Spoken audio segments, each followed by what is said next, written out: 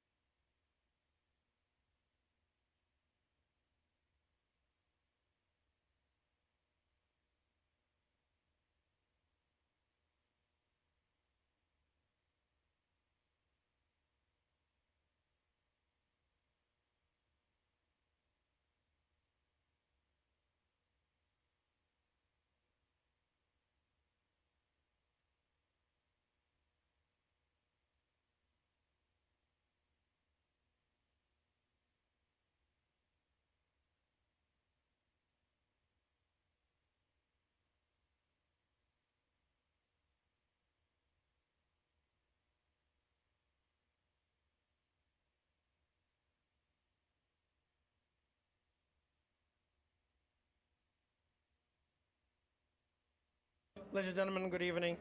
I'm Cristina Magno. I'm a journalist. I will help lead the event today and tomorrow. We will start the opening ceremony of the first international conference on sustainable finance and creative economy of the Amazon. We invite to form the table Mr. Alex Del Giglio, the Secretary representing the Amazonas State Government.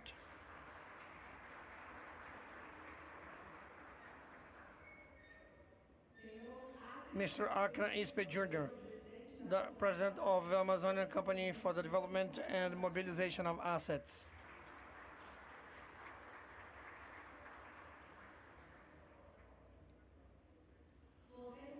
Florent Messi, Deputy Director for the Division of Finance and Business Matters for the Organization for the Cooperation and Economic Development. Pasquale Monafo, President of the Committee of Investors of Retailers of IOSCO and Senior Analyst of Consob.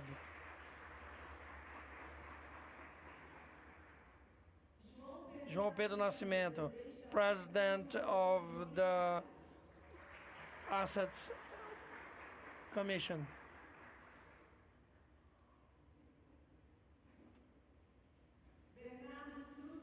Bernardo Sru, Director of Abix Crypto.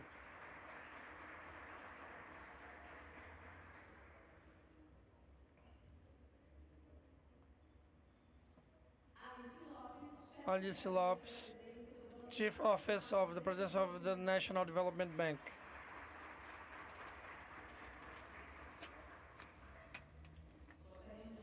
Would like to greet the authorities here, representing the Secretary of Culture and the Creative Economy, Mr. Limbo Augusto Torenco Bessa,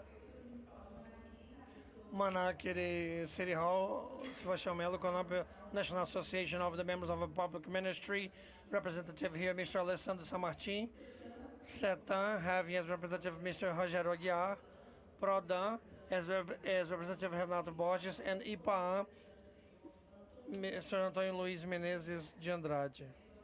We also would like to highlight the attendance of the SEMA Secretary Eduardo Taveira and the firefighters of Amazonas representative, the second Lieutenant Enéas. Thank you very much for your attendance. I'd like to remind you we're live on YouTube at Futuro Verde Digital YouTube channel. You can watch our whole event. We invite for his words Mr. Akran Ispe Jr., President Director of Amazonian Company of Development and Mobilization of Assets. Good evening, all of you. It's not a speech, it's just the opening.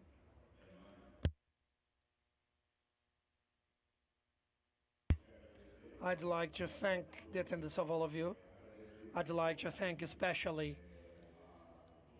all the companies that are here today. I'd like to thank for the support of AB Crypto, CVM, Ambima, PNDES.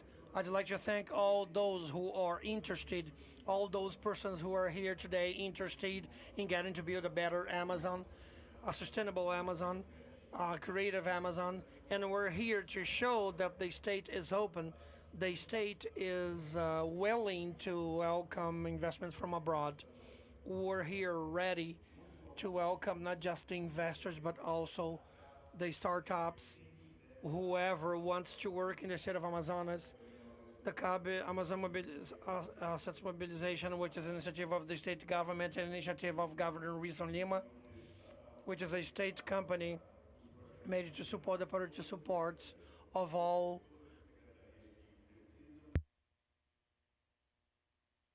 and the support from public-private partnerships, the concessions of the states, even the sales of carbon credit of the state will go through this. So I'd like to thank the attendance of all of you. Welcome Florence, João Pedro, Pascoal, Bernard, Natalia, Alex, and I hope you may have a great event and may get to learn some, because I will also learn some together with you.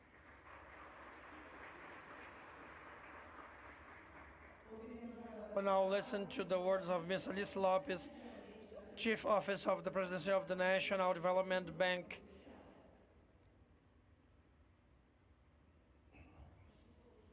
I guess I'm going to talk from here. First of all, again, it's not a speech, it's the opening words. Just like to thank all of you. It's an honor to be here with all of you. It is an honor to represent the BNDES here in this conference. I'd like to say the BNDES wants to be here. BNDES feels honored to attend to it. And what I may bring as initial message is that the sustainability comes to be in the core of the strategy of the bank. So it's not in vain that in the last few years we have had a long story. I've seen some friends who work for quite some time with sustainability and actions, even with the Amazon for quite some time. But one thing that we changed, and I can say it came to stay, is that the bank for quite some time it was measured by financial indicators with disbursements. But most recently, we are being measured by impact. And if a development bank is measured by impact, necessarily we have to talk about sustainable development and how our actions, all of them, our structure may be more sustainable. So we're doing a series of actions that will be discussed here over the day tomorrow. It's going to be an honor. As Akran said, we're going to be learning a lot here.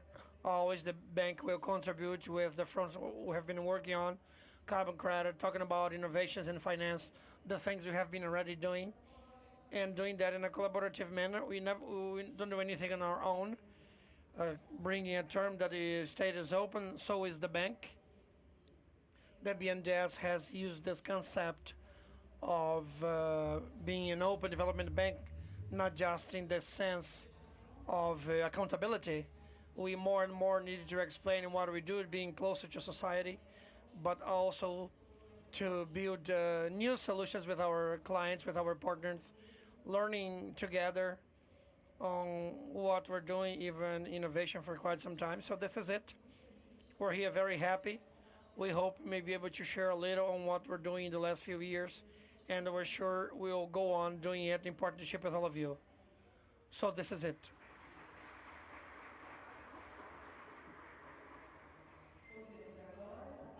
Now listen to the words of Mr. Bernardo Sur, Director for the Brazilian Association of Crypto Economy. Well, good evening all of you. It's a pleasure to be here at this event. This event was going to be great, an incredible agenda, an incredibly relevant agenda for the whole society, for the whole Brazil at this moment. We're talking about a topic that is very important, not just for Brazil, but also for the crypto economy. When we talk about the crypto assets, the technology of crypto assets, how it may help in the development of the sustainable development, creative economy, how we can help with the inclusion and democratization. So I'm very happy for being here today. I'm very happy for helping being here together with this event, helping organize the event that in fact will approach the topics that are necessary for us to take the first steps and develop even more in the market in the Brazilian level. So if you could use a word, I believe, as it was said here, talking about the decentralization of the economy, it is this way crypto economy may help. It is this way crypto economy may bring more innovation for this environment, so it may be more inclusive, democratic, and may be accessible to all. Let's talk about sustainable finance. We're going to be talking what the next steps will be, and maybe we're going to leave here with a very clear purpose to be reached.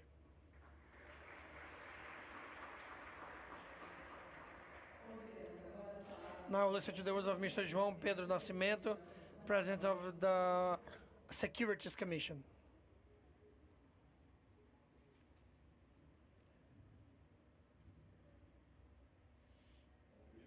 First of all, good evening all of you. I'd like to say how satisfied I am to be here in the state of Amazonas at this important evening for an international event. I'd like to start by congratulating the organizers, the supporters, saying how CVM is satisfied for being here with BNDES in defending such an important agenda for Brazil and for the state of Amazonas. to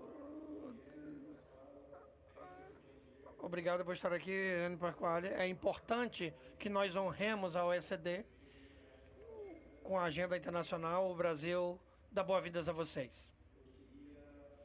I would like to mention very briefly on some ideas that are a milestone for the profile of our management at CVM. Well, we started 6 months ago. Our term expires in the midst of 2027, and we're constructing a very inclusive CVM. A CVM that will go beyond the axle of São Paulo, Rio, and Brasilia. Our presence here today in the state of Amazonas must be remembered. Much more than for the participation of the president of the company, but for the participation of a fundamental group, so this may be possible. Andrea, Daniela Bacas, Nathalie Vidual, João Mansal, Pedro Castelar. CVM has the agenda of sustainable finance as something of priority. We have been saying that by midst of the dialogue with the opening, we will be able to show the world a message that the future is green and digital.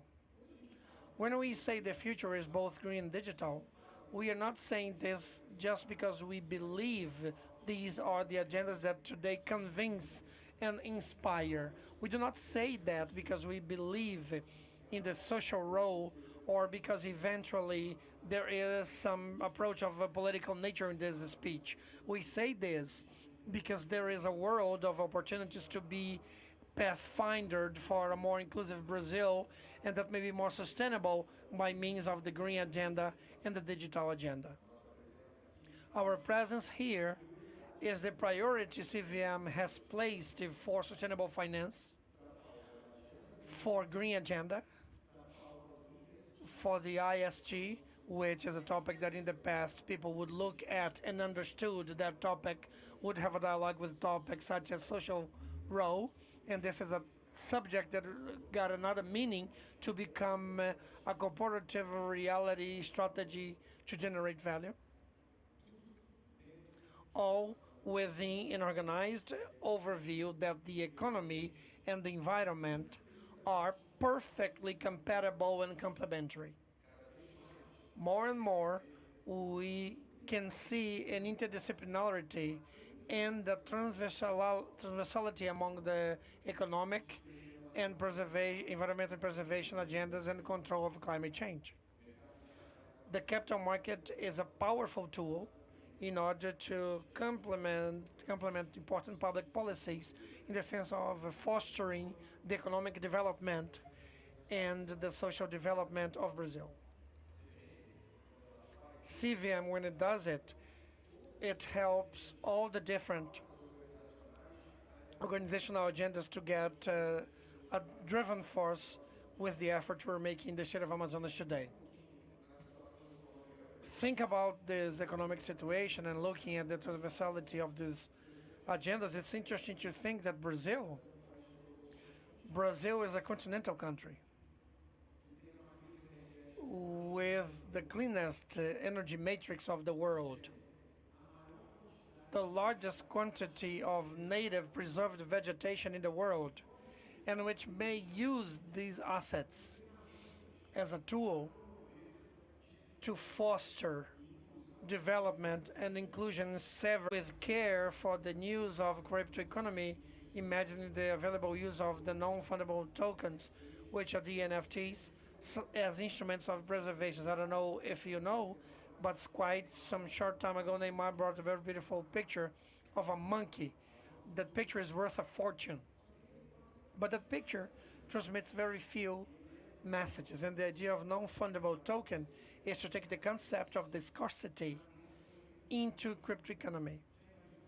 Go figure if we had this with the beauty of the Amazon, the monkeys, the toucan, the jaguar, the blue macaw, and if we had fields that could be negotiated publicly, thus preserve this concept of scarcity. Besides that, we also work in order to recognize the environmental assets as uh, liabilities for investments. And I'd like to finish with the two provocations. One that will connect the agenda that we'll open tomorrow, which is basically this question: how can we support the development of the capital market towards the environmental preservation agenda and control of climate change? This question will untangle many ideas that will be explored tomorrow by those who are here today. I have a dream. I have a dream of using the CVM as a tool for us to foster a stronger and more inclusive and sustainable Brazil. Maybe we can stick a flag of CVM in the state of Amazonas. Are the foreigners who should explore the sustainable finance, or is Brazil? Who should take advantage of the benefits of our forest? There is only one way for us to do that: mobilization, fellowship, and commitment. I count on you. Thank you.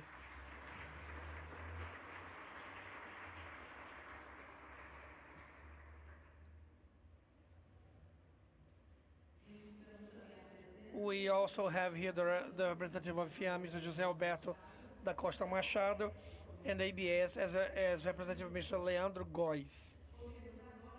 Now we'll listen to the words of Mr. Pasquale Monafo, President of the Retailer Investors Committee of International Organization of Securities Commissions and Analyst Senior of Consob, Commissione Nazionale pela Società e la Borsa.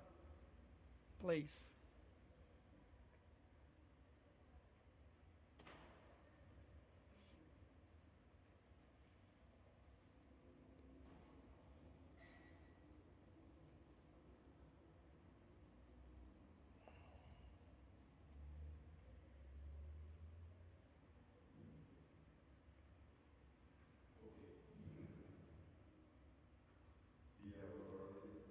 Caras autoridades, caro público,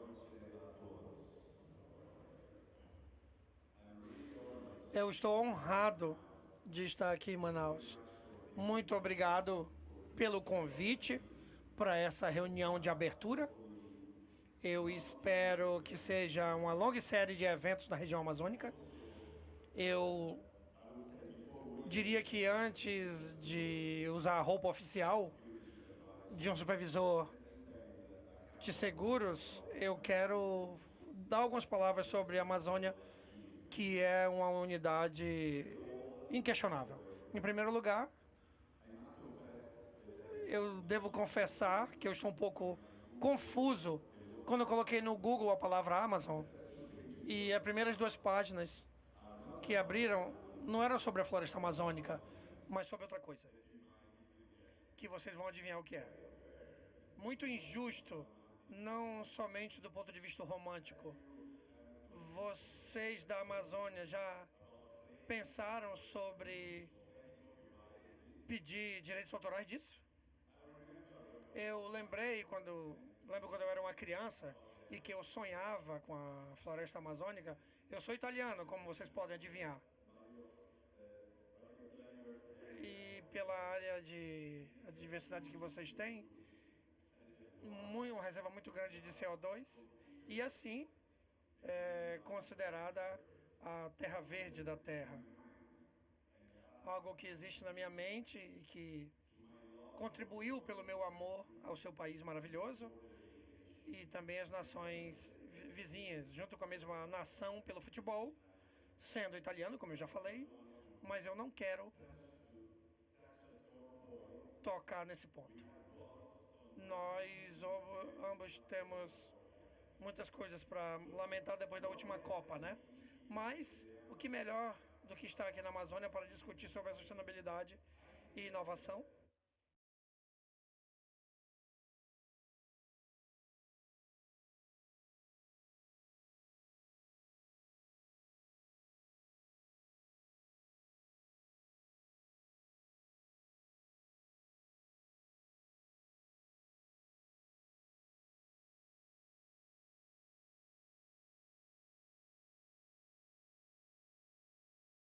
Entrepreneurs and investors can share the same vision and expectation about the future of the Amazon. Events like these are then extremely important to bring to the attention of the public the future of the Amazon and to exchange ideas and propose initiatives that can represent a fertile land for promoting the viable development of the region. After this preamble, let me now focus more specifically on the topic of my speech, which is sustainable finance.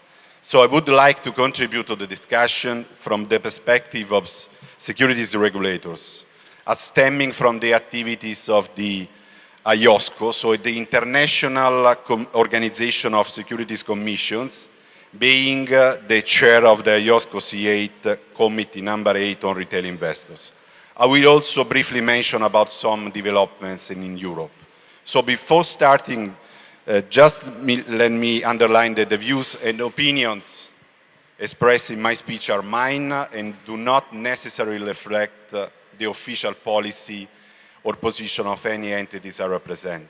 So as you might know, the International Organization of Security Commissions is the international body that brings together the world's securities regulators and is recognized as the global standard setter for the security sector. So IOSCO develops, implements, and promotes adherence to internationally recognized standards for securities regulation. It works intensively with the G20 and the Financial Stability Board on the global regulatory reform agenda. So as securities regulators, the core objectives of protecting investors, maintaining fair, efficient, and transparent markets, and reducing systemic risks are in common among IOSCO members. So IOSCO, as well as the most securities regulators, does not have an explicit remit to either promote sustainability issues or sustainable finance or specific types of investments. However, sustainability issues in general and climate-related issues in particular pose important challenges in meeting core objectives, making this issue relevant from a regulatory perspective. In view of the global nature of many market developments related to sustainability and climate change, IOSCO provides a discussion forum for regulators to support coordinated approaches, identify cross-border issues, avoid regulatory conflicts, and for knowledge sharing as IOSCO members address these challenges. So IOSCO made a first substantial step in the sustainable finance matter by establishing the Sustainable Finance Network in October.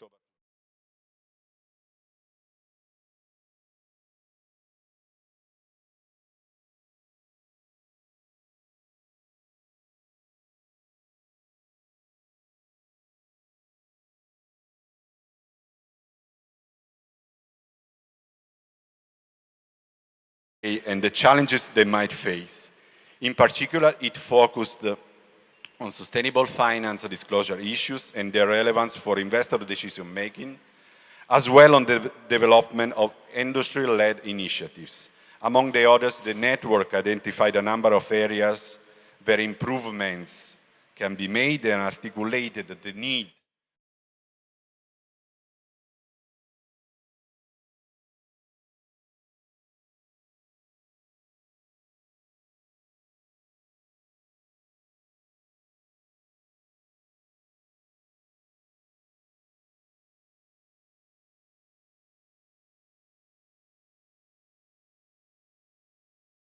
to enhance sustainability-related disclosure made by issuers and asset managers, to work in collaboration with other international organizations and regulators to avoid duplication and to improve coordination, to conduct case studies and analysis of transparency, investor protection, and other relevant issues within sustainable finance. So sustainable finance, as you know, is growing at a very fast pace. In the last few years, investment instruments designed to be or labeled as sustainable have reached considerable volumes.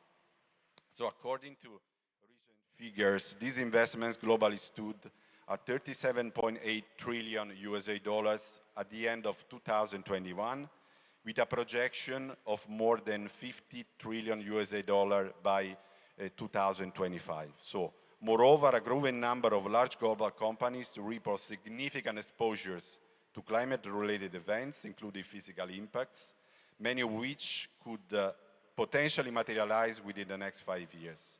So in the longer term, the total value of stranded assets is likely to increase in a variety of industries. So in parallel, the transition to more sustainable economic models will also release business and investment opportunities. So the financial system can play a role to foster the transition. One example is to support the long-term sustainable development of economies through intermediation of risks and investments that take into account environmental, social, and governance, the so-called ESG factors. So some jurisdictions are taking policy or regulatory steps to enhance the role of the financial system in the transition towards sustainable development. Sustainable finance is also identified as an important factor in the development of sustainable capital markets, helping drive sustainable growth and innovation. So accordingly, sustainable finance looks into how finance interacts with economic, social, and environmental issues. In other words, sustainable finance refers to the process of incorporating ESG factors into financial decision-making. In this regard, ESG factors have emerged as a key trend in the financial services industry, bringing innovation, raising a number of questions and methodological challenges, as well as business practices and investment strategy. Hence, sustainable finance has become a significant area of attention for an increasing number of market participants, policymakers, prudential supervisors, and securities regulators. So issues like the appropriate management of material ESG-related risks by risk of greenwashing and the lack of reliability and comparability of material ESG-related data and disclosures have then drawn the attention of many regulators. So greenwashing can take different forms, including an overemphasis of ESG considerations in the communication of a product or instruments and in corporate information, where such considerations have had a very limited impact on the actual investment or business strategy implemented. So regulators, supervisors, and businesses are increasingly recognizing climate-related risks as a source of financial risk that can affect not only specific firms or sectors, but more broadly the stability of the financial system. Both the physical effects of rising temperatures and the transition towards a low-carbon economy can trigger risks that have very peculiar characteristics. So promoting transparency in markets through disclosure of material ESG-related information that allows market participants to identify and assess sustainability-related risks and opportunities is an example of how securities regulators can contribute to this transition towards sustainable investment and a sustainable economy. Before moving to the greenwashing issue, let me say just a few words about an important perspective when speaking about sustainable finance, which is the one of investors, so retail investors in particular. So investors of all sizes are increasingly seeking out sustainable investment for a variety of reasons, such as to seize perceived opportunities for greater financial returns or to avoid the risks they associate with various environmental, social, and governance issues, such as climate change or poor labor or governance practices. However, investors currently lack a consistent and comparable framework to enable their understanding of sustainable finance products. As a result, securities regulators, many of which in both developed and emerging markets are incentivizing sustainable finance, have increasingly focused on whether the sustainable finance claims are accurate and whether investors have the information they need to evaluate sustainable finance products. So retail investors in particular need to be able to easily understand the characteristics of such products as well as the associated risks to support a more informed investment decision-making process. So financial education has an important role to play in securities regulator efforts to protect investors and preserve confidence in this growing market. So indeed, financial education already serves as an important tool securities regulator might use to complement and increase the effectiveness of the policy regulation, oversight, and enforcement action they undertake to accomplish their mandates. The report on retail investor education in the context of sustainable finance market and products published by IOSCO in August 2022 indicates that securities regulators have increasingly focused on whether sustainable finance claims are accurate if investors have the information they need to evaluate sustainable finance products. So to make informed decisions, retail investors need to understand the characteristics of such products. So accordingly, the report identifies some of the main challenges and some practices for developing educational content on these matters. So informing investors of the future features and the risk of sustainable investments, and fostering educational activities that create the condition for better protecting and informing retail investors on the opportunities and risks related to sustainable finance products. So the report describes educational activities that the regulator should consider, taking into account the level of sustainable finance and retail investor participation in their markets. You may also have heard about the World Investor Week, 1 week long global awareness campaign launched by IOSCO in 2017, which has been designed by IOSCO C8 and is materially managed by the C8 every year during the first week of October. So the campaign aims to inform investors about investor education and investor protection by means of initiatives undertaken by securities regulators and their partners during that week. And sustainable finance for the second year in a row has been one of the key messages of the campaign. And as already pointed out, greenwashing is one of the main challenges around sustainable finance. So IOSCO, among the others, and among other things, is committed to protect investors by mitigating greenwashing in financial markets. So in November 2021, IOSCO published 2 reports addressing greenwashing in 2 areas of critical importance in sustainable finance, so the asset management industry and the ESG ratings and data product providers. So drawing on the recommendations stemming from the 2 reports, IOSCO recently published a call for action asking all voluntary standards setting bodies and industry associations operating in financial markets to promote good practices among their members to counter the risk of greenwashing related to asset manager, ESG rating and data providers. Let me now just say very briefly about the European area, where several legislative pieces have been already introduced or are about to be introduced with regard to sustainable finance item.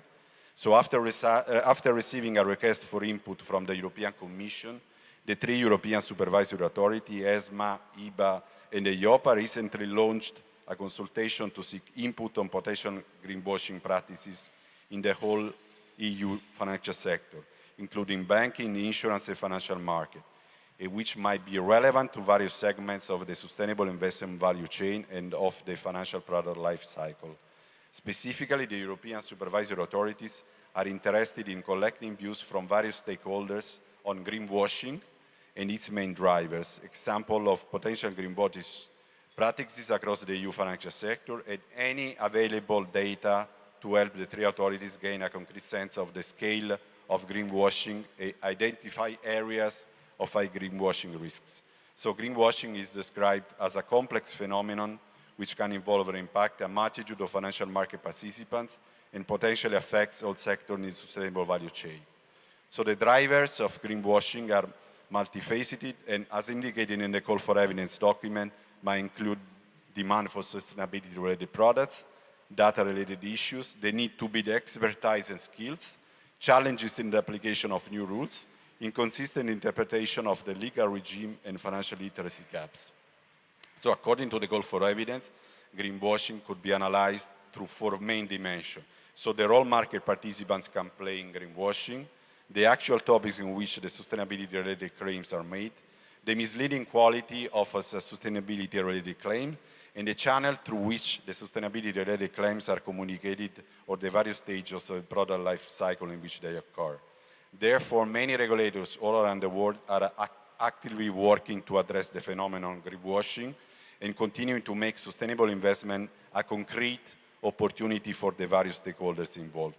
Before taking some final remarks, let me spend a couple of words about carbon markets, which are one of the topics in the tomorrow's agenda. So well-functioning important, have a big role to play to achieve the objective of net zero emissions. So you may know, following the 1997 Kyoto Protocol, the first international agreement that sought to operationalize greenhouse gas reduction action, several market-based mechanisms have originated to support climate change mitigation action. So carbon markets aim to reduce greenhouse gases emissions by establishing a price on the greenhouse emissions with two types of market-based instruments: emission allowances and carbon credits. So the distinction between these two instruments is important, in part because it affects the type of carbon marketplace in which a company may decide to trade. We have then two main reference carbon markets: the compliance market for the first type of instruments and the voluntary markets for the carbon credits. So a key difference between compliance and voluntary markets is that compliance market exists as a mandatory schemes. On the other hand, voluntary markets allow companies, governments, and others to purchase carbon credits on a voluntary basis, typically with the aim of meeting corporate social responsibility goals, or in some jurisdictions, satisfying a percentage of their compliance obligation. So voluntary markets are also a possible means to offset emission-producing activities that cannot yet be eliminated or significantly curtailed. So while the compliance market remains the larger of the two, a task force internally at IOSCO estimated the demand for carbon credits could increase by a factor of 15 or more by 2030 and by a factor of up to 100 by 2050. Overall, it was certain that the market for carbon credits could be worth upward of $50 million in 2030 from $1 billion today, driven in large part by firms' public commitment to net zero emissions. So in particular, the value of voluntary carbon markets are more recently been on an upward trend, with market size in terms of trading volumes increasing fivefold since 2017 as long-term net zero commitments increase on the demand side. So accordingly, IOSCO is seeking to advance the debate about what sound and efficient voluntary carbon markets should look like and what role financial regulators could play in promoting integrity in those markets. So let me now conclude my intervention with some final words. First, I hope that some of today's insight might be useful for the agenda of the meeting and for any further discussion about the development of sustainable finance in the area. I was focusing on sustainable finance for a matter of time. Of course, innovation and digitalization deserve the same merits, and these topics are more and more interconnected and are going to monopolize the attention of security regulators for the time being. So a sustainable digital development should run in parallel with trustable and efficient financial market for investors, especially retail investors. All these are needed ingredients for a successful and prosperous future. Of course, we cannot forget the cons, so the rise of frauds and scams, as well as of greenwashing practices, are the side effects of this process. And securities regulators will need to invest time and resources to fight against them. So to this extent, regulators have to play a fundamental role, keeping a balance between protecting investors without stifling the development of sustainable digital financial markets. In this regard, Amazon can represent an extraordinary opportunity to experiment new models and methods applied in relation to sustainability and innovation. So the Amazon is vital to Brazil's future and the planet as a whole. It is essential in balancing the climate, and its biodiversity is immense. So I read about projects and initiatives that are trying to give a prominent role to the Amazon, preserving its unique features. I'm not, of course, the right person to express any judgment or ideas about the reliability and sustainability of these projects. What I can surely say is that I cannot believe in a world with the Amazon playing a residual role. So sustainability and innovation are two words that can be fit perfectly with the Amazon, and I will be an enthusiastic supporter of an initiative that will put the area under the spotlight and at the same time promote a smooth development of the enormous potentials of it. So I'm pretty sure that I'm not the only one being moved by this ideal. And again, conferences like this are fundamental to build up, brick by brick, the sustainable future of the Amazon. So, muito obrigado for your attention. So once again for the invitation, and enjoy the conference and the beauty of Manaus and the Amazon. Muy bien.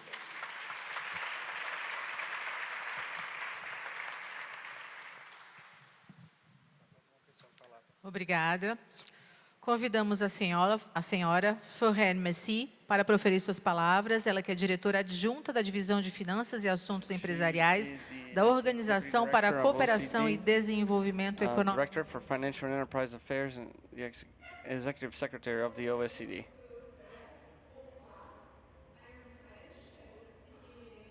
Olá, eu sou francesa, falarei em português. Estou desapontada, muito chateada com o resultado do jogo, vou dizer assim. Mas eu estou aqui, então estou ganhando. Eu serei bem sucinta. Gostaria de agradecer aos organizadores, agradecer a CDEM pelo João Pedro, pelo Lima, por trazer-me aqui ao Amazonas. E quando você está vindo de Paris ou da Europa, vir para o Amazonas. You're told it's the lung of the earth. I think it's the heart of the earth. So this is really the belief that I have coming here. And also, I'm not sure you can hear me well. I wanted to just make a few points in this really a welcoming part of the panel is two things really. The issues that we are faced with sustainable finance, yes, so I'm speaking in English, so please put the headset if you need to. We are faced with global issues. We know that climate change is a global issue, but most of the solutions are actually local solutions. And most of the solutions are actually based here in Amazonia. So this conference, this first conference, is extremely important. The second point I wanted to make is that although the issues are global, some of the solutions are local, the heterogeneity is everywhere, is that the circumstances in every country is not the same. And although the world is trying to find global solutions to local issues, we need to account this heterogeneity. And certainly the people here in Amazonia have very different circumstances than the politicians discussing about COP27. The second point or third point I wanted to make, and I'll finish here because I'll have ample time to tell you more about what the OECD is doing on sustainable finance later, is that we are dealing with long-term issues. And unfortunately, we are all human beings with bias towards the short term, politicians even more. So I really do believe not only as policymakers for many, many years. I've been working at the OECD for 20 years now. I feel a bit old here. I believe we should continue to collaborate, to continue to have the eye on the horizons, and although we are all human beings and ultimately thinking about tomorrow or even today or the cocktail in 1 hour or so, we should really continue the collaboration, continue to having this vision, and I think there is no better place to have this vision than here in the Amazon. So thank you very much, and I'll talk to you a bit more later.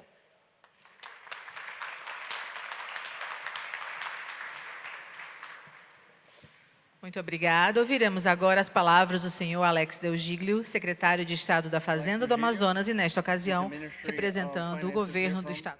He's representing, he's here on behalf of the government of the Amazon state. Good evening, everyone.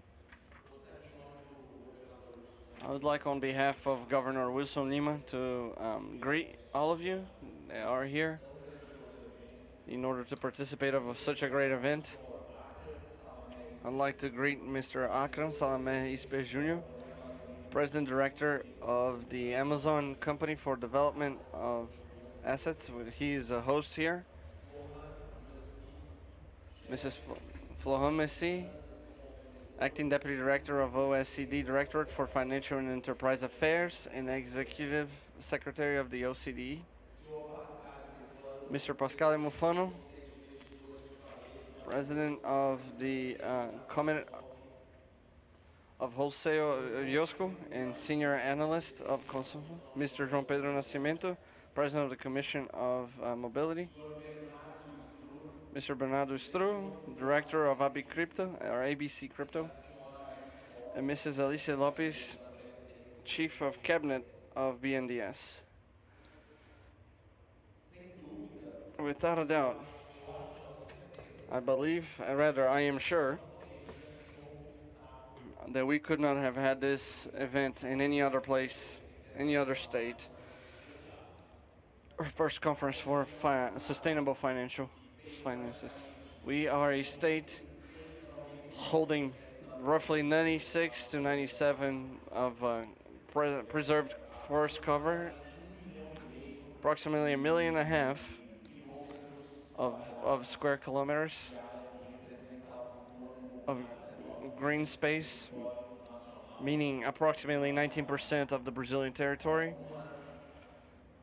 We're talking about something akin to a few dozen countries in that space alone. We also need to deal with the challenge of sustainability that's very present in our lives.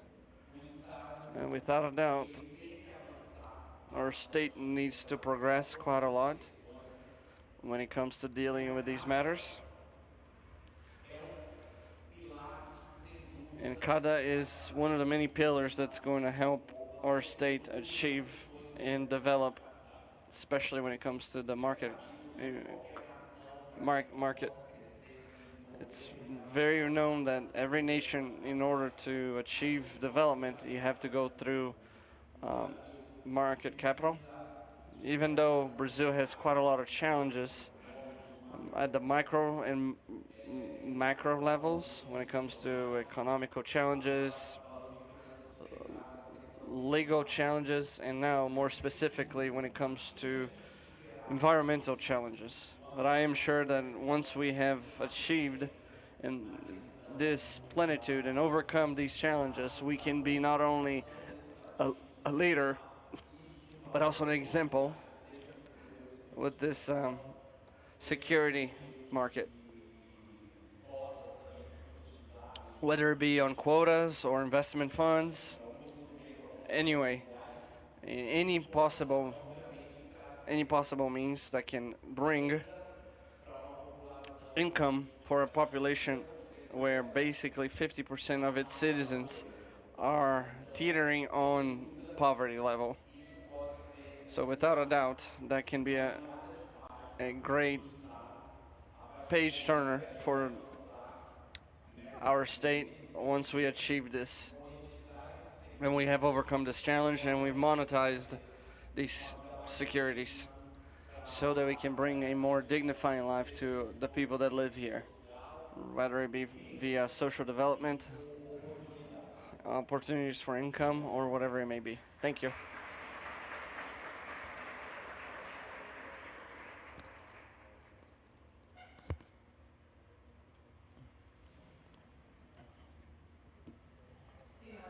Ladies and gentlemen, and as of now, we are bringing this opening to a close. Please take your seats so we can start with the speaker of the night.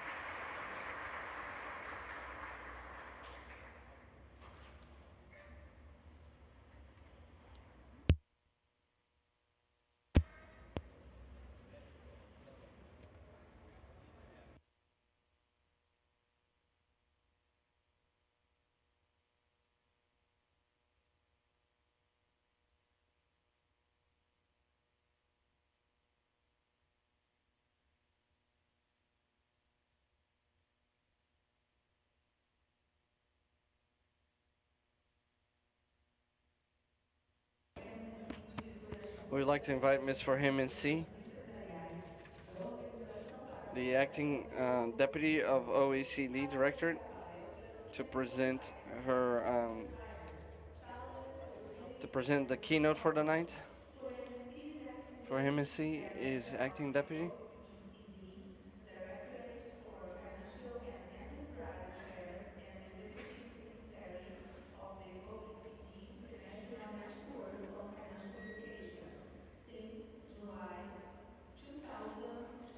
Florian Messi, desde julho de 2021, é responsável pela direção diretriz de investimento do mercado financeiro e da sua divisão e do mercado de seguros e pensões. Ela também trabalha com infraestrutura, e finanças digitais. Ela se formou no Instituto de Política e de Estudos de Paris, com a sua tese em Economia Internacional no INSIPAM, também em Paris. Por favor, recebam. Obrigada. It's a pleasure to be here back again in a few minutes' time. This is magic. I'm not sure I need to present the OECD in a very, very simple way. This is built as a mini government. So you have all the ministries, but defense. So we don't defend ourselves. We just speak about economy, education, trade, and in my case, I'm in the Directorate for Enterprise and Financial Affairs, so we are mostly dealing with finance and enterprises. My team in Paris has very kindly put together a nice set of slides, and I will go through the slides, but I wanted to say a few words before starting that. The subject of sustainable finance has really gained a momentum, I would say a critical momentum with the pandemic. The pandemic was obviously a very unfortunate event for the whole world, and it also shows how globalized we are, really, that disease that actually can cross countries and continents. But it also, I think, in many countries, and especially in the young generation, give rise to a hope for a better recovery, build back better, right? Greener also, more inclusive. The fear that I have now is that with the new crisis that we are facing, with rising prices, rising level of energy, rising level of inflation, I know that inflation is not a new phenomenon here in Brazil. It's only a newer phenomenon for Europe, for example. I'm not mentioning Japan. They still have a very, very low level of inflation, so for them it's just a joke still.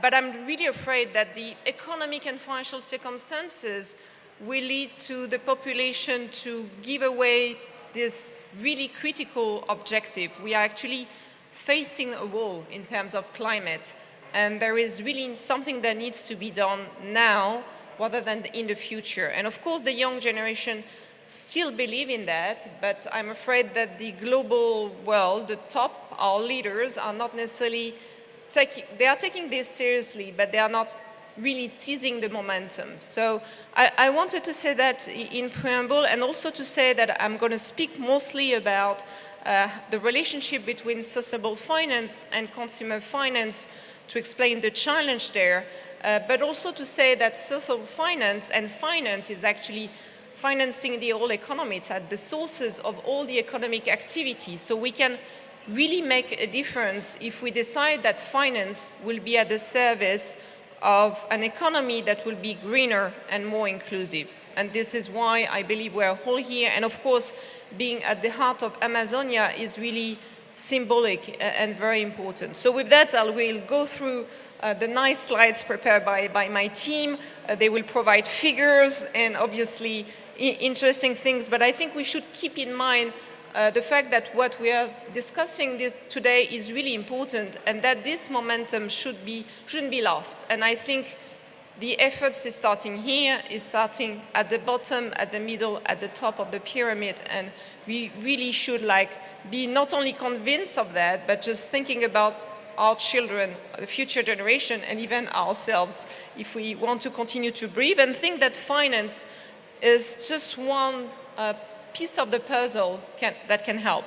This is what I have as an overview. I want to tell you a bit more about what we think about consumer finance at the OECD in its relevance to sustainable finance, say a bit more on financial consumer protection, and it was mentioned by Pasquale. Obviously, consumer protection has a key role to play when it comes to sustainable finance.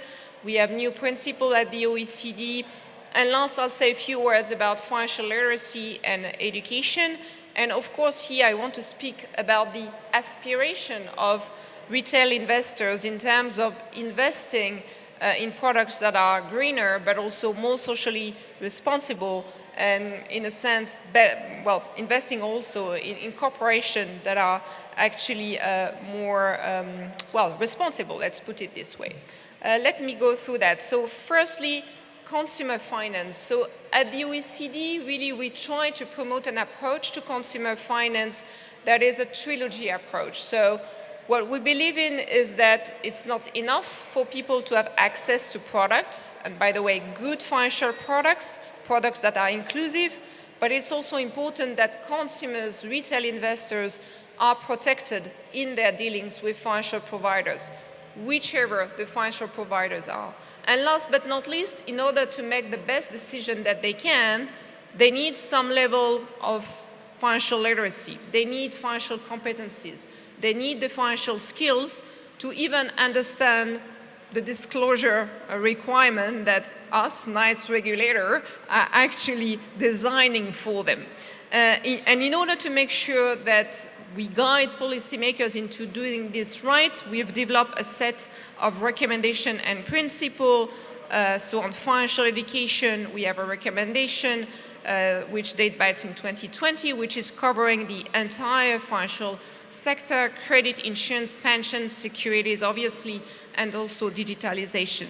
I want to insist on the fact that we have a set of principles on financial consumer protection. They've been updated this year. They've been endorsed by G20 leaders in November this year and by OECD government last week. So they are really fresh out of press. So just let me tell you why there is a need to really focus on consumer finance these days. First, because we know that there is limited financial literacy. Why? Because at the OECD we like evidence, so we are conducting regular review of the level of financial literacy worldwide for the adult, the young population, the micro-entrepreneurs, the retail investors, and I will show you slides with some figures, so if you want to take pictures, maybe that one will be better. Second thing, obviously, this world is becoming increasingly digital.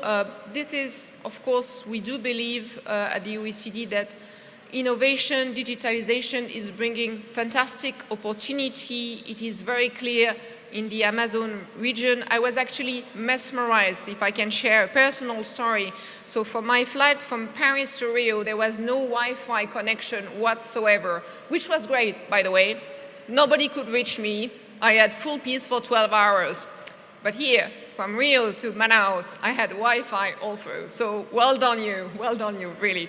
Anyway, great opportunities, but a number of risks in terms of financial exclusion of part of the population, some risk of fraud, and we've seen that cyber attacks have actually escalated during the pandemic, and now they continue for other reasons.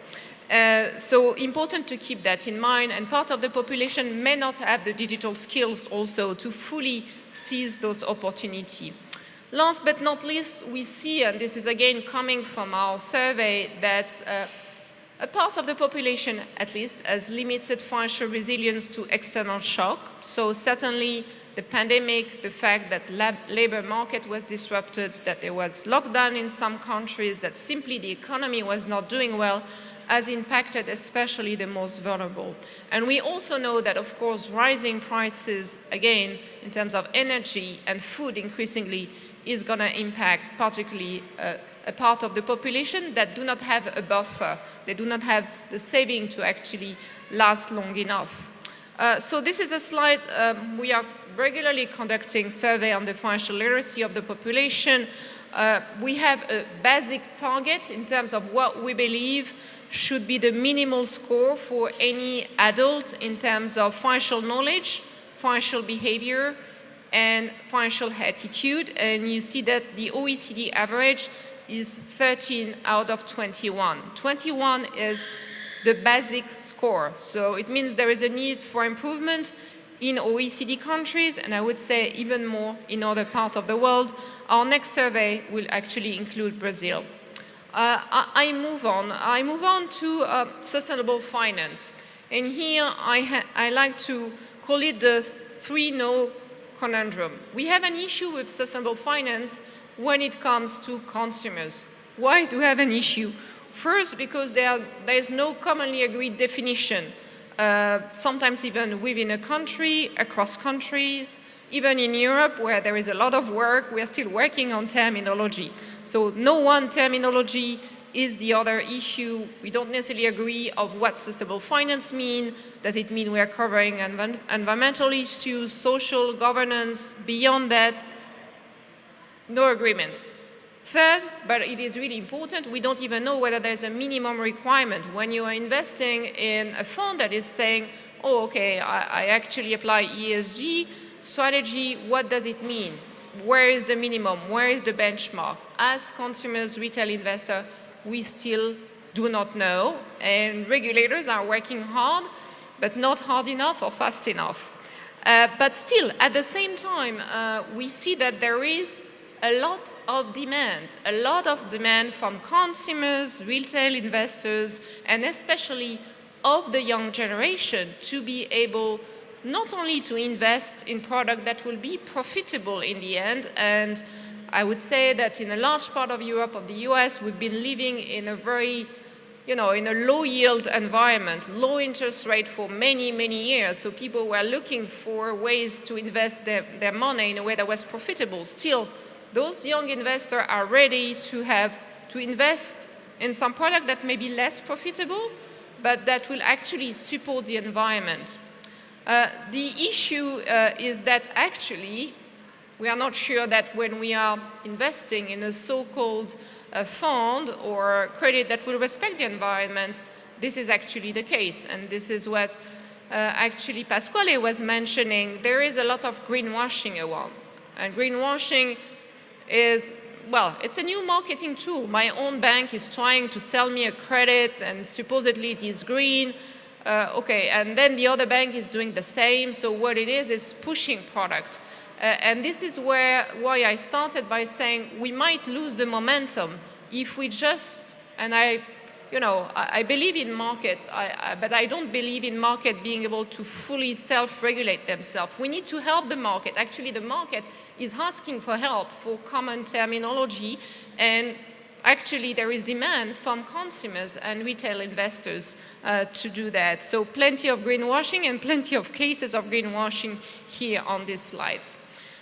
This is why we do believe that not the only answer. Of course, prudential regulation will have a big role to play, but financial consumer protection is one piece of the puzzle. Again, I'm not saying consumer finance is the silver bullet. It's only part of the response. We need strong prudential regulation. We need to make sure that our financial system is stable. At the same time, if we want our consumers and retail investors to believe in the market, they need to be protected in their dealings with financial products and services. So certainly at the OECD, sustainable finance is a strategic topic for the work we are conducting on financial consumer protection. It's a strategic cross-cutting theme of our G20 OECD task force. I'd like to say that Brazil is on financial access, because obviously financial consumer protection with access to no product doesn't mean anything. I think you'll all agree with me. The second addition is an important one, and I think it's one that is really the trend now. It's quality financial products.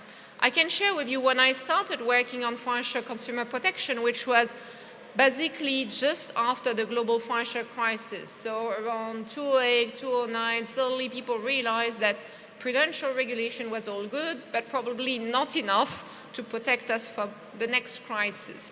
But at the time, the focus was on disclosure.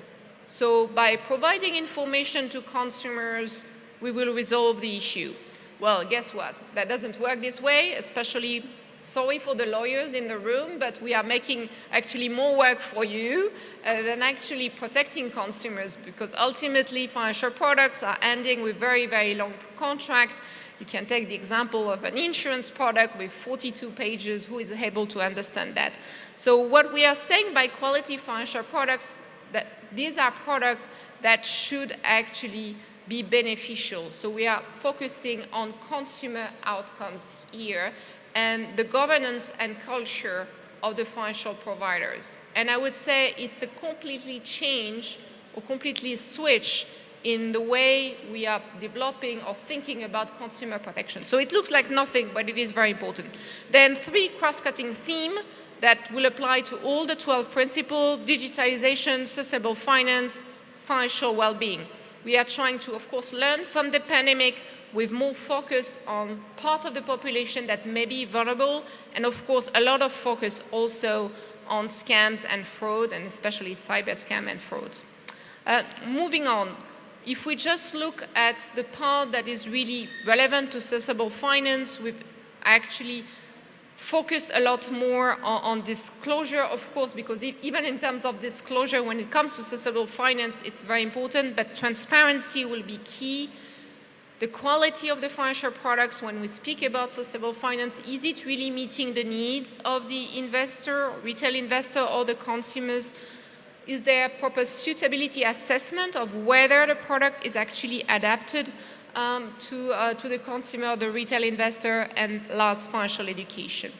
These are 2 examples. I'm speaking a lot, so and I'm happy for the slides to be circulated, so I won't go into the detail. But these are 2 ways through which the principle really apply to sustainable finance. Next step in our work, as I mentioned, we are currently developing more analytical work actually on sustainable finance with a report. We'll develop some guidance on how to implement our new sets of principles to specifically sustainable finance. Obviously, at the OECD, we're not only looking at sustainable finance from a financial consumer protection point of view, so the division in charge of financial market is also working closely with us to look at the prudential aspect of it. Moving to financial investor and education, very, very quickly, we are developing the work through a vast network, the International Network for Financial Education, 130 countries. So I'm mentioning that because we are far beyond the reach of the OECD here. Why? Because financial literacy is an issue in many more countries than OECD countries. We are looking at developing evidence, standards, of course, research, and we have actually a center on financial literacy and education jointly with CVM in Brazil, but for the whole Latin America and Caribbean region. What we really strongly push in terms of financial literacy is not only consider it as something that is nice to have, which is usually the case or has been for many years, but we want to make sure that countries, and Brazil is certainly doing that, as a strategic approach to financial literacy. So define what it means to be financially literate here in Brazil, and what can be done in order to improve the financial literacy, not only of those that are already financially literate, but basically of those that most needed. And so we have a recommendation that really push for the development of national strategy for financial literacy. Then the recommendation is looking at the different areas of the financial sector. So as I said, we are looking from digitalization, payment, securities, insurance, pension. I won't go into the detail, and we insist a lot on effectiveness. So having the data, monitoring, evaluation, and of course, we also look at the learning from the pandemic. The recommendation is also touching upon the need to have a sustainable finance component in any financial education programs, because we speak about financial education, but we were discussing this in the meeting last week in Rio. It is more about resource education. How do we help consumers, our citizens, to better manage their resources, their finance, but also our planet is a resources. So how do we do that? And the recommendation is being very specific about really trying to support citizens to understand that their decisions to buy a house here and there, to make sure that there is sufficient isolation, what type of energy they are using, what type of car they are buying, all of that has an impact. So really going beyond the only financial part of the equation. We are also working very closely with the European Commission, and here it's important because in Europe there is a lot of work, as was mentioned by Pasquale, to try to develop terminology on which we can agree in terms of sustainable finance. So we are working with them to develop core competency on what it means for citizens to be literate when it comes to sustainable finance. So if you're interested, I encourage you to have a look. We have a core competency for adults, and we are currently actually finalizing one for youth. It will be available next year. We have also developed a completely new work stream that will look at the link between financial literacy and sustainable finance. And I want to end my presentation here. Of course, we do believe that dissemination and awareness is really important. For the last 3 years, the OECD has taken over the Global Money Week. Many of you perhaps have participated in that awareness campaign for young people. The actually theme for this year is Plan Your Money, Plant Your Future. So it will be really important for all of you to participate in it. Well, some of the future work obviously will continue with our working group working on this issue, and we'll do actually a brand new data collection on financial literacy and sustainable finance. We'll start with Asia, but we do hope that we can continue doing that also here in Latin America. With that, thank you very much for listening. Obrigada.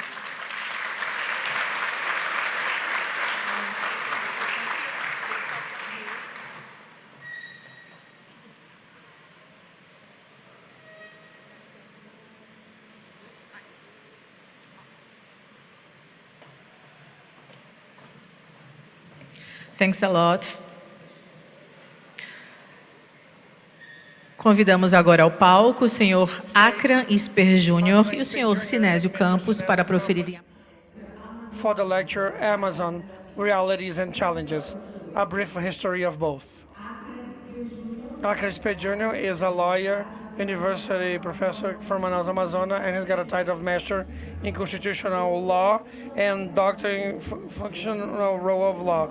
He's written other works such as Philosophy and Social Function of Law and Digital Democracy Definitions of a New Cyber Policy. He's got a wide experience in criminal law, election law, and civil law, and he was the Electronic Commission Director of the Bear Association of Amazon. Now he's the President Director of the Amazon Company of the Development and Mobilization of Assets, CADA. On your applause.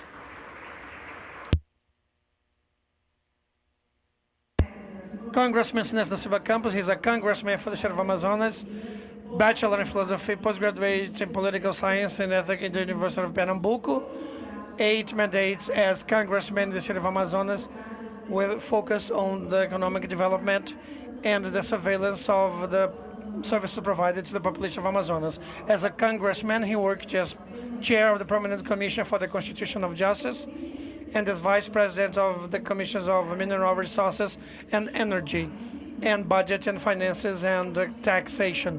Member of the Education Culture Commission, Sports, Science and Technology. On your applause. Congressman Sinésio. So good evening again. After having listened to those two great lectures by Flora and Pascal, I'd like to say a few words here about our challenges. I brought Congressman Sinésio, who besides being a great person in trying to find new economic matrix for the state of Amazonas, he's also a great friend. So we have traveled even abroad sometimes trying to find economic matrices for our state. And we know that the challenges of our states, most of them is infrastructure to attract investments that we need to attract, raise the human and social development level, and local industry too. All those difficulties, they are our challenges.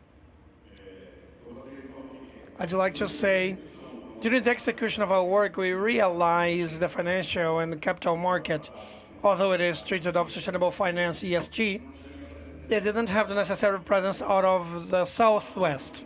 The Amazon, with its relevance for climate change, the country and the world deserve to be in the center of this discussion. Today, there is a strong movement in the sustainability market. we see the major problems of environmental issues caused by major companies. And with that, the impacts on the environment reflect the lives of the people and finance.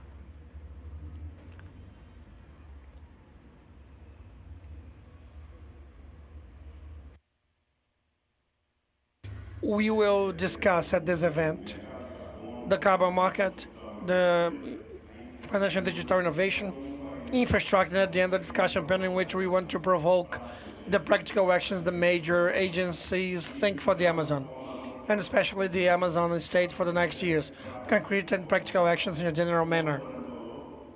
As Florian said, the state is afraid of long-term issues. So we need impact investment, impact things in the state of Amazonas, so we may bring and show Amazonas once for all that it is a place where it is good to invest, it is good to work, there is no greenwashing. It's almost impossible to do greenwashing in the state of Amazonas because all our companies and our businessmen, they're basically created and raised in the forest. The Manaus Free Trade Zone is a major project, which is a successful project keeping the forest standing. And today, the state of Amazonas is available and ready to meet the carbon market. The state of Amazonas today has around 800 million tons of carbon credit to be commercialized in this world, and we will have another lecture with the Environment Secretary Taveira, who will explain better about the sales of carbon credit. Tomorrow we will have here at the second panel the voluntary carbon market in the Amazonian region. We will have the fostering of the creative economy of the region. We will have a conversation on projects for the state of Amazonas. We will also have a future with green infrastructure in the Amazon, opportunities and challenges, conversation about biodiversity, finance, and also a discussion panel on the way for the capital market in the Amazon. Next steps for the digital and green path. And Mr. João Pedro just mentioned here, he said the future of Brazil is green and digital. So for that, we need impact investment in the state of Amazonas, and those investments, they go through the certification and the regulation of the state. And that's why it was so important to bring CVM here to the state of Amazonas. From the very beginning, when we had the idea of creating this together with Governor Wilson Lima. At the moment it was created, the first thing we did was try and find the strong arm of CVM, trying to find help for us to do the right thing in a regulated manner, something that could be the great focus and a spotlight for the Amazon and the world, showing the state of Amazonas may be a model of carbon credit sales, security, token, crypto economy. We also have a major project, which is the Digital Pole project of Amazonas, where we'll bring startups to the state of Amazonas, focused on crypto economy that is digital and green, not the one that uses too much energy, not the one that is in the past, but the new crypto economy, the green crypto economy. Today we no longer need so much energy to pave all our assets. And the next major market for the state of Amazonas will be carbon credit. Pascal said, it was not Pascal, João Pedro said about the war we have in Russia. Russia is today the major stock of carbon credit in the world, but nobody wants to deal with Russia. So this is our potential, our chance. Nobody wants to do business with Russia. And we have the second largest stock of carbon credit in the world. So this is the time for us to be here, show the investors we are strong, that we are near the regulation, that the regulation is with us. We are ready. And the Amazonas state government is ready and waiting for the investments from everywhere in the planet. Thank you very much, all of you. I will pass the floor now to Congressman Sinésio, who's going to be talking later about his experience, which is his 8 terms. It's not just a few that he's been for 8 terms trying to find new matrix for the state of Amazonas. Silvinita, I'll let him talk a little. Please, Sinésio. Good evening. First of all, I was invited by my friend Akran. As he said, I am now for 8 consecutive terms. I'm also the chair of the Amazon Parliament with the 9 Congress of the Amazon, sharing border with 9 countries. We are here in the Amazon, close to North America, Central America, and we are in a region where everything is forbidden. Actually, we always talked about the preservation of the Amazon and we forget to mention about the people who live here. So I'm going to show you a little our journeys. We're always selling opportunities of dignity, livelihood for those who live here. I'll show you what I understand of this first conference of sustainable finance and creative economy being held here. We talk a lot, and there are many PhDs on Earth who talk about the Amazon, but they had never been here.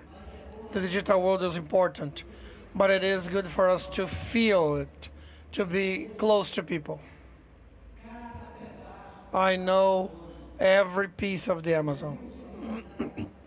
I do not live not just in the main cities. I visit the communities. I want to show you the business opportunities there are in the Amazon, which take into account the environment, but mainly the people who live here. Our ecosystem is rich and delicate in the Amazon and demands a model that may be of its own, with the particularities of the forest, taking advantage and respecting local population, riverine people, indigenous people, and those who live in the cities. The Amazon is rich in diversity and mineral resources. It is important to perform a work aiming at implementing new models of development based on the diversity and our potentialities of the natural resources we have. And something that is very necessary, any type of investment we may have here in the Amazon must take into account those 3 topics. The creation of an economic matrix must be environmentally correct, socially fair, and economically feasible. So I think when we do not take this into account, that becomes an aggression to the environment and to the people who live here in the Amazon. Sustainable finance, this is to level because there are friends here who must comprehend what it means. Otherwise, I will be too messy. French and Messi was the champion of the World Cup. It is an irony, but congratulations, Messi. French Messi.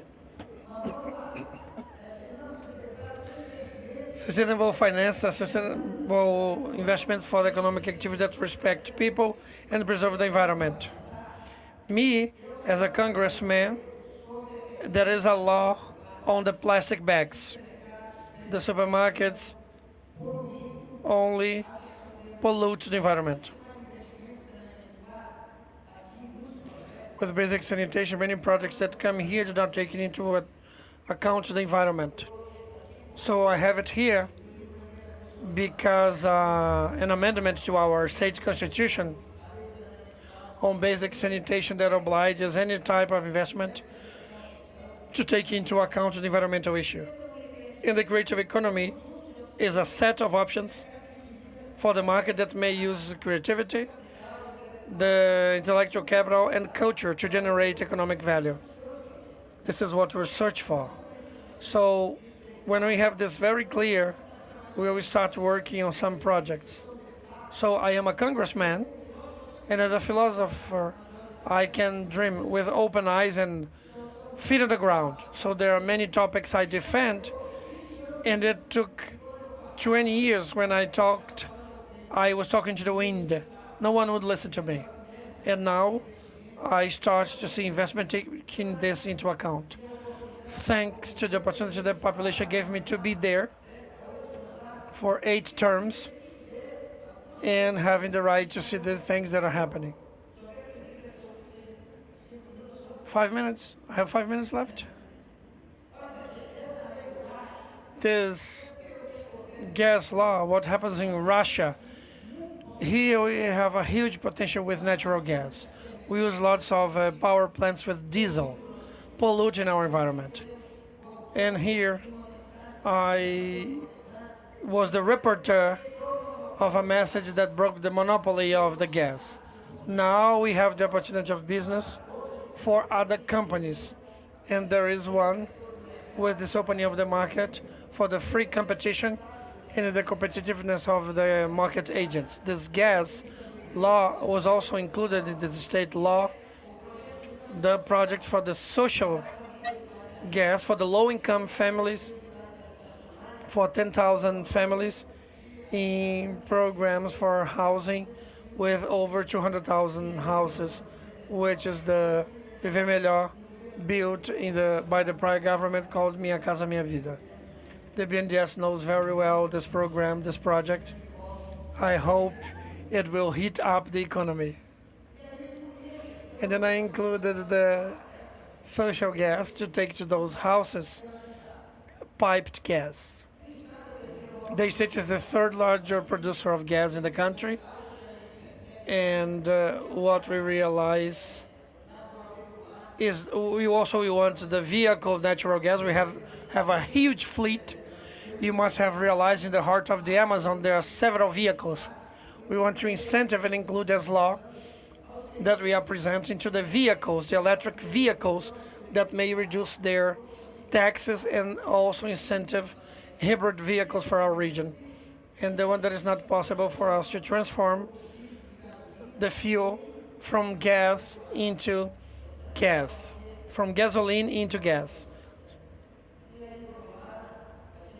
We also had huge investment of this company, Eneva, that is now investing heavily, generating jobs and income in municipalities that are in the innermost of the forest. And this is the law. It's good to say and show. Here is the taller one in the picture is myself. You can probably realize I'm taller. This is the governor. And here we have the part of the law that brings us calm. Those who do not want to invest in Russia, in Europe after the war with Ukraine, they're trying to find opportunities, Germany and others, to invest. We don't need a war to invest in gas in the Amazon, in our Amazon. So this is an opportunity. And we have the pacification of the law. There is a law in the Congress, the Constitution, that makes it easy for investment in that sector. Here, this is the company Eneva with investments of over 2 billion. And now 5.8 billion for the next 4 years. So this is a reality. Investment in Manaus and the free zone, but in the municipality that is 200 kilometers from here in straight line in Silves and Itapiranga. So I say, I'm very happy to say the Amazon is a place of business opportunity taken into account the people, and the environment. And here, you need to know to defend those who are in the base. I wanted to see how it works, how the sector operates, so they will not degrade the environment, nor harm those who live here and with the people of the region. Here in Canada, in the mine of Sergipe, I've been to Canada 5 times. In Canada, in Toronto, the major mining event of the planet, I went there to sell dreams and the potential we have, which is potassium. I went to PDAC 5 times, and there was a group of investors who were working here for quite some times, so we may explore potassium. Potassium, which is vita, the ore. Or after 15 years, it was a war in Ukraine. Brazil was the major producer of beef and grains. Production of soybeans, corn, beef, poultry, animal proteins, and no fertilizer. How can you imagine that it was necessarily a war there for people to start listening to me? I always said we have here the largest mine of potassium in the planet. It's here, and there in that region. That picture, I went there in Rosário do Catete, Sergipe. It's the only potassium mine in Brazil. They're exploring carnallite. So we have here an extension of 400 kilometers through 11 municipalities, and this is the moment. Go figure, the environmental issue coming from Ukraine, Belarus, Russia, and Canada, the potassium to be used as a fertilizer for the agribusiness and the family agriculture here. So this is something we have clear. We need very little for us to get rid of red tape. I always say this is the moment for Brazil to awake for this new economic horizon. The potassium, I mentioned $200 million US dollars of this project, and the projection of 2,600 new jobs in the countryside of our state, in the municipality of Altazes, Nova Olinda, Borba, Silves, Itapiranga, over 400 kilometers. Another thing, I'm so thrilled when we talk about Babaçu oil. I'm leaving ore and now biodiversity. Now let's talk about the potential we have here. We have Babaçu in Maranhão. It's not mining. Business opportunity also of our forest.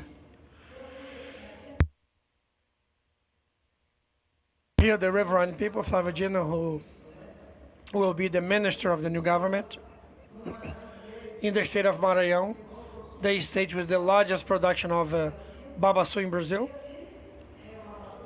And here, Babaçu, for those who don't know, only in a small area, over 10 million trees of Babaçu, this palm tree, with lots of sub-products, and that may be exploited. And when we talk in the state of Amazonas, if there is Babaçu, people do not know. And I went to the jungle. I saw it in Maranhão. We have it here. We need to plant a single tree. It's in nature. We just have to work on the potentialities, both of biodiesel and also the production of animal food, many sub-products. And here there are over 10 million trees of Babaçu for processing. This is another law. As I am very bold, and I like to challenge. We work on the fauna with this issue as a great taboo. Here, nothing is allowed. So here we have those of you, some of you from Europe, you know very well, the leather of alligator, crocodile, and many who live from here. But we needed to have juridical security, and I am the one who made the law work on the alligator stewardship. So the alligator will live here with a green stamp, because alligator is still a problem in our state. That is, mutilations, deaths of riverine people, problems on environmental impact with the consumption of fish by them. And here we have alligator and turtle. Only the rich people can eat it. And they say it has a green stamp, so it's good for us to start working on the economic potential. So we have a juridical guarantee of a state's law, and we work together with Ibama with the federal legislation. So whoever wants to take a little of this constitutional amendment in the state's law, I am the author of this law. And here, the law, the dyed leather of alligator, Gucci, it's in the market. With IPAAN, Taveira, the director, president of IPAAN, João Valente, the environment secretary, our friends from cooperatives, Sarney. This is a node struggle. I worked together with our friends from the reserves, the producers. I went to the community. So this also has a social appeal. It's got the appeal of our friends live in the forest. Law only in the drawers. Law that has the guarantee stamp of the population. Creative economy, I mentioned. We are working with FICO. I hope I may have contributed with the discussion. It only makes sense to have working the legislation when you have law that will change people's lives. That's why I'd like to thank you for this opportunity. I am happy for being here, and I am simple but daring. The topics that I approach here, society sometimes, when it doesn't go deep, ends up saying that I am mad that I want to end the Amazon. This is not true. There is a video, Akira was just there with me. Did you know the only route since Brazil was discovered, we are opposite the Atlantic and the other side is Europe. And we are here back to Asia. And there is only one way out. For Brazil to be in touch with the Pacific Ocean on our back. I always say Brazil, it starts in north, not south. And people invert it. Because there's no way in south. Antarctica, you can't do it. Not even going up. You have Chile and the Andes, zero possibility to be in touch with the Pacific. But then you can see here it's also now social media, a new route to the Pacific here in the Amazon without using Panama Channel. So we are next to Asia, and very little or nothing we discussed it. But I saw everything I'm saying here, I will say. I have to see so I may believe. And Akira, in the strip, he went with me. Check the strip very quickly. Can you please show the video, just 2 minutes? Business opportunity, okay? China, those who like it. I like to sell. I want to generate jobs and income and improve the local people's lives. Only speech will not change people's lives.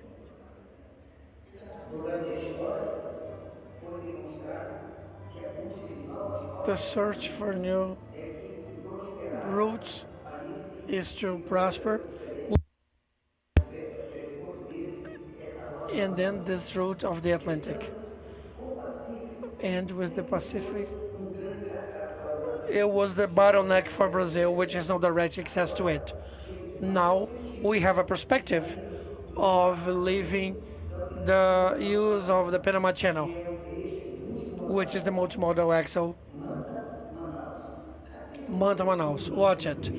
The multimodal axle change Manta-Manaus is a new alternative for the development of the state of Amazonas and the Amazon. The idea is to gather the Pacific Equatorian Ocean to the Brazilian Amazon by means of ports and hydroways. That would improve the commercial relations in South America, besides being an option for the Panama Channel for the Brazilian trade with Asia. For us Brazilian people and our Equatorian friends, Colombians and Peruvians, it's going to be extremely important. It is a commercial route for the interest of the whole South American continent, making it a reality, the access from the Ecuador to for the Atlantic through the Amazon River, and making it possible for the socioeconomic development. It works like this. It goes by raft from Asia to Manta in Ecuador, from where it would go by road to Providence, also in Ecuador. After that, by road to Providencia in Ecuador. Then it would go by raft to Leticia in Colombia, and then Brazil, as of Tabatinga in the state of Amazonas. From Asia to Brazil by the multimodal Manta-Manaus route would have less 25 days, and it would be cheaper.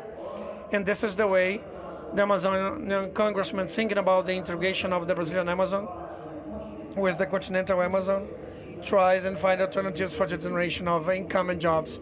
And as the president of the Congress, we are together in this noble and fair cause in the perspective of improving the quality of life of the Amazonian people. I guarantee almost none of you had discussed this route to the Pacific by the Amazon.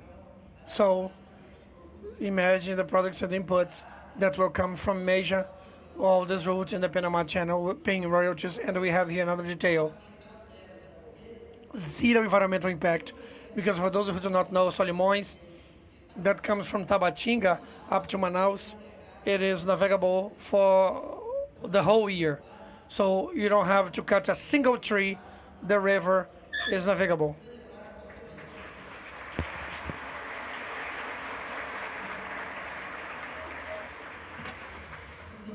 Thank you very much to all our lecturers.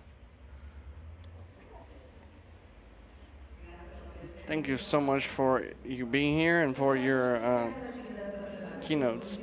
We are gonna end our agenda tonight. We are gonna pick up again tomorrow night in the morning. Thank you again for coming and being here with us. Please do enjoy us at a cocktail with a special appearance from the musical group Canto da Mata. Everyone, please enjoy your evening.